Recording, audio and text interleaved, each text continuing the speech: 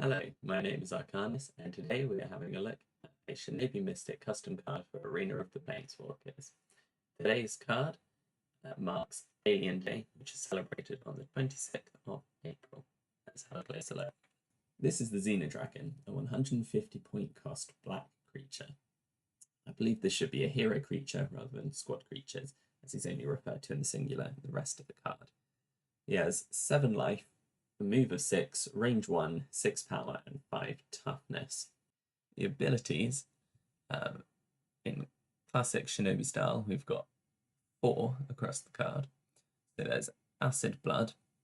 When Xenodragon receives damage from an attack, roll the 20-sided dice. On a result of 13 to 17, the attacking figure receives 1 damage, and on a roll of 18 to 20, the attacking figure receives 2 damage. Very nice. Like the use of the die here. We then have Ravenous Onslaught. So after Xenodragon destroys a figure, it may immediately move up to 4 spaces and attack again. Xenodragon can only use Ravenous Onslaught once per turn.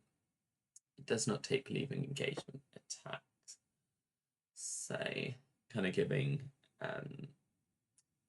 vibes of Sorin, who gets his multi-attack.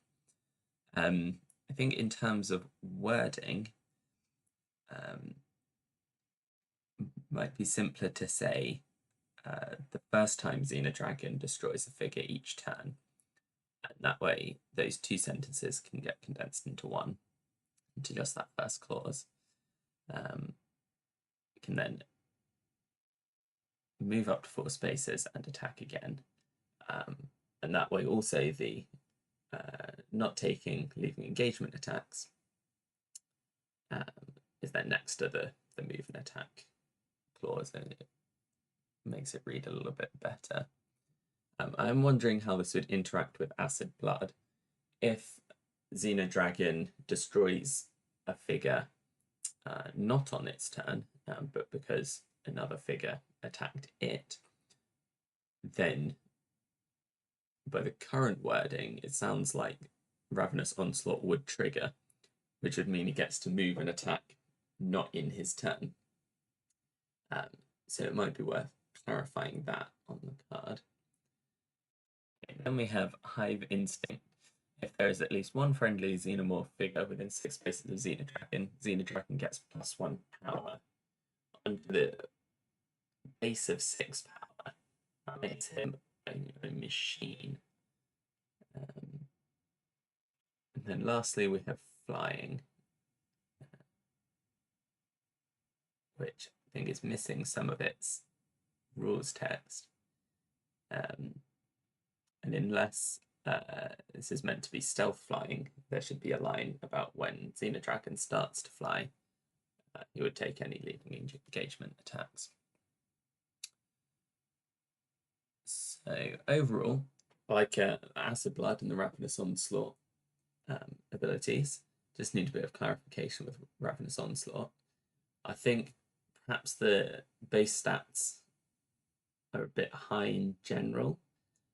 So the Eldrazi Ruiner has 8 life and 5 move, also with 6 power, but is balanced out by having 3 toughness. So with 5 toughness, I think it would be quite hard to do any damage to Xenodragon without augmenting the attacks with spells. And to get through a full 7 life, you're going to need quite a set of spells on repeated attacks to get enough damage through to him. And alongside that, we've got up to 7 power just on his abilities, which makes me think that perhaps Hive Instinct is a bit unnecessary for the card. It might simplify the card and make reading the abilities a bit easier. Check out Shinobimystic on YouTube, and you can chat with us and the rest of the community in the Arena of the Planeswalkers Discord server. Links are in the description below.